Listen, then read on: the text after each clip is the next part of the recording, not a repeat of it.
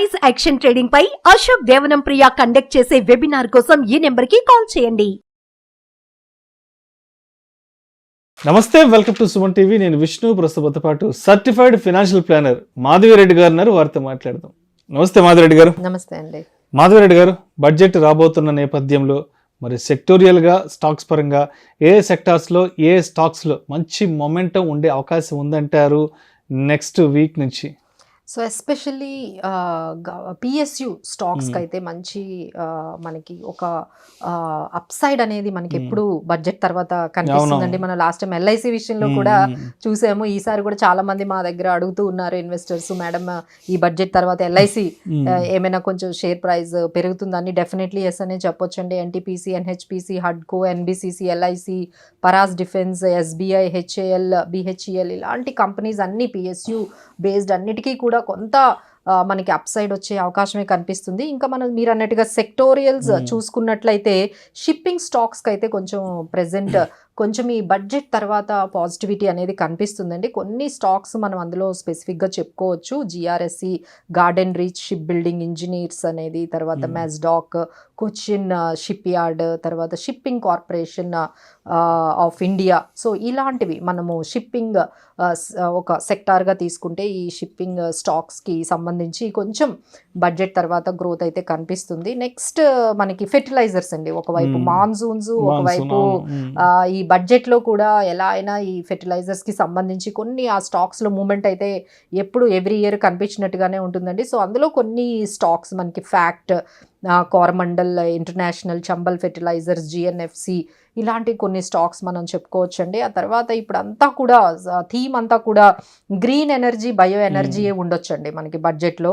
So ఇందులో మనకి చాలా వెరైటీస్ ఉన్నాయండి. అంటే హైడ్రో ఎనర్జీ అనేది అంటే ఎస్జేవిఎన్, ఎన్హెచ్పిసి, బయో ఎనర్జీ అంటే ప్రజ్ అండ్ గెయిల్, ఆ తర్వాత మనకి థర్మల్ ఎనర్జీ అంటే మనకి ఎన్టీపీసీ, జేఎస్డబ్ల్యూ, విండ్ ఎనర్జీ అనేది ఒకటి ఉంది. అలానే అందులో Suzlon and INOX wind, solar energy అంటే బోరోసిల్, తర్వాత మనకి అదానీ రెన్యూబుల్స్, టాటా పవర్ ఇలాంటి మనం ఈ renewable energies and green energy, bio energy గురించి కూడా మనకి మంచి అప్డేట్ మనకి బడ్జెట్ నుంచి రాబోతుంది. కాబట్టి మనం చెప్తున్న ఈ hydro energy, wind energy, thermal energy, bio energy, solar energy దీనికి సంబంధించిన ఈ కొన్ని స్టాక్స్ మనం కొంచెం ఓన్లీ ఎగ్జాంపుల్స్ కోసం మనం చెప్తున్నాం అండి. సో మీరు ఇందులో ఫండమెంటల్లీ బెస్ట్ స్టాక్స్ని మీరు ఒకసారి రాడార్లో పెట్టుకోవచ్చు. Maybe that give good growth after and post budget also. And semi conductors అండి, ఎందుకంటే మన లోకల్గా మన చిప్ మేకింగ్ ఇండస్ట్రీని చాలా స్ట్రాంగ్గా చేయాలి అనేది ఎప్పటి నుంచో దీని మీద బాగా ఇన్వెస్ట్మెంట్స్ హైప్ అనేది క్రియేట్ అయ్యింది. సో ఈసారి అయితే మనకి డెఫినెట్లీ ఈ చిప్ మేకింగ్ మ్యానుఫ్యాక్చరింగ్ సంబంధించి మంచి అప్డేట్ మనకి బడ్జెట్లో రాబోతుంది. సో దానికి సంబంధించి కొన్ని company CG power, Havells, V-Guard, BEL, ABB, Vedanta, HCL technologies.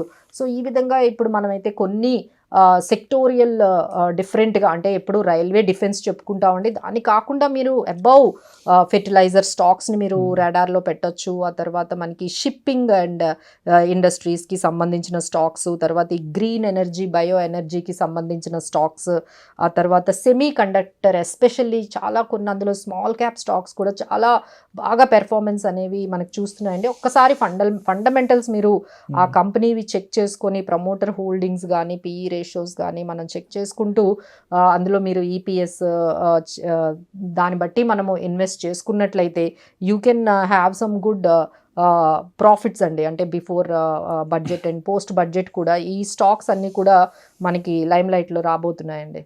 So Madhavi గారు, సో బడ్జెట్ రాబోతుంది అంటే ఒక సామాన్య మధ్యతరగతి వాళ్ళ దృష్టి అంతా కూడా ఏదైనా ట్యాక్స్కి సంబంధించి ఎక్కువ ఉంటుంది.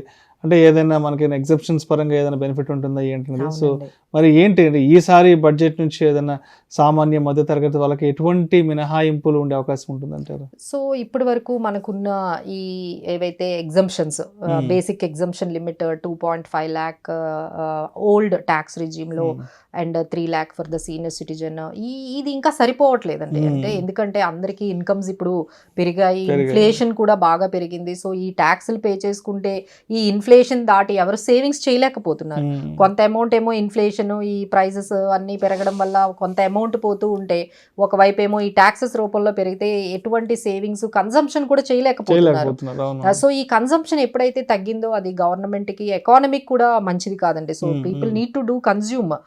సో ఈ కన్సంప్షన్ పెంచాలి అంటే వాళ్ళ దగ్గర సర్ప్లస్ అమౌంట్ అనేది ఉండాలి. సో ఈ ఎప్పుడైతే ఈ ట్యాక్సెస్ అనేది కొంచెం లిమిట్ పెంచారో, సో డెఫినెట్ గా వాళ్ళ దగ్గర సర్ప్లస్ అమౌంట్ క్రియేట్ అవుతుంది. కాబట్టి ఈసారి మేబీ ఈ ఎగ్జంప్షన్ లిమిట్స్ ఏవైతే మనకి 2 lakhs 3 lakhs ఉన్నాయో, మేబీ డైరెక్ట్ గా 5 lakhs వరకు చెయ్యాలి, 7 lakhs వరకు, 5 lakhs వరకు ఈ ఓల్డ్ ట్యాక్స్ రిజిమ్ లో కూడా ఆ ఎగ్జంప్షన్ లిమిట్స్ పెంచాలి అనేది ఎప్పటి నుంచి ఉందండి. సో వీఆర్ ఆల్ ఎక్స్పెక్టింగ్ ఈ ఎగ్జంప్షన్ లిమిట్ ఈసారి డెఫినెట్ గా పెంచుతారని. ఇంకా ఆల్రెడీ థర్డ్ టర్మ్ లో అంటే 3.0లో మోడీ గారు ఆల్రెడీ చెప్పారు ఈసారి సెన్సేషనల్ చేంజెస్ రాబోతున్నాయి అనేది వాళ్ళు చెప్పారండి. సో ఎవ్రీవన్ ఈజ్ వెయిటింగ్ ఏముంటుందా అనేది. ఈసారి బడ్జెట్ లో అయితే చాలా ఎగ్గరగా వెయిట్ చేస్తున్నారు. ఆల్రెడీ F&O గురించి అయితే చాలానే మనకి ఈ ట్రేడింగ్ గురించి ఏం చెప్తారా అనేది దాని గురించి కూడా ఒకవైపు ఆ ఎక్స్పెక్టేషన్స్ కూడా పెరిగిపోతున్నాయి. స్పెక్యులేషన్స్ అంటే as and when 23rd July దగ్గరకు వస్తున్న కొలది స్పెక్యులేషన్స్ అనేవి బాగా పెరుగుతున్నాయి. అలానే ఈ ఎగ్జంప్షన్స్ ఏవైతే ఉన్నాయో మనకి ATC కానీ, సెక్షన్ 24 కానీ, ఇంట్రెస్ట్ కానీ, ఈ కొత్త స్లాబ్ అంటే కొత్త ట్యాక్స్ రిజీమ్ ఎవరైతే సెలెక్ట్ చేసుకున్నారో వాళ్ళకి కూడా ఇవ్వాలి. అంటే ఇప్పుడు కొన్ని ఎగ్జంప్షన్స్ అన్నీ కూడా మనకి ఓల్డ్ ట్యాక్స్ రిజీమ్కే ఉన్నాయి. సో న్యూ ట్యాక్స్ రిజీమ్ వాళ్ళకి ఒక 50,000 స్టాండర్డ్ డిడక్షన్ తప్ప ఏమీ వాళ్ళకి అలౌ చేయలేదు. సో మేబీ దానికి ఏమైనా అటాచ్ చేస్తారా, ఇంకేమైనా ఎగ్జంప్షన్స్ కొత్త ట్యాక్స్ రిజీమ్ తీసుకున్న వాళ్ళకి, అంటే న్యూ ట్యాక్స్ రిజీమ్లో తీసుకున్న వాళ్ళకి ఏమైనా ఉంటుందా అనేది ఒక ఎక్స్పెక్టేషన్ అయితే మార్కెట్లో ఉందండి. ఇంకా ఇది కాకుండా ఇంకొంచెం సింప్లిఫికేషన్, ఇంత క్యూంబర్సమ్గా లేకుండా ఇంకొంచెం సింప్లిఫైడ్ చేస్తూ ఇంకేమైనా అనౌన్స్మెంట్స్ అయితే చాలా వరకు ఎక్స్పెక్ట్ చేస్తున్నారు. So these are all many expectations అండి. ఒకవైపు ఎగ్జంప్షన్స్, ఒకవైపు బేసిక్ ఎగ్జంప్షన్ లిమిట్ పెంచాలి అని, ఒకవైపు ఇంకొంచెం సింప్లిఫై ఈ ట్యాక్స్ ఫైలింగ్ కానీ ఇదంతా కూడా ఇంకా సింప్లిఫైగా జరగాలి అనేది ఎక్స్పెక్టేషన్స్ ఉన్నాయండి. Let's hope so. అలానే అన్ని ఇండస్ట్రీస్ నుంచి కూడా చాలా వరకు వాళ్ళకి ఇప్పటికే వాళ్ళకి లిస్ట్ ఆఫ్ వాళ్ళకి ఏం కావాలి అనేది విష్ లిస్ట్ అనేది వెళ్ళింది. So we are all eagerly waiting ఏమొస్తుందా అనేది బడ్జెట్ నుంచి. Thank you so much Madhuri గారు. Thank you. సుమన్ టీవీలో మీ పర్సనల్ అండ్ బిజినెస్ ప్రమోషన్స్ కోసం కింది నెంబర్కి కాంటాక్ట్ చేయండి.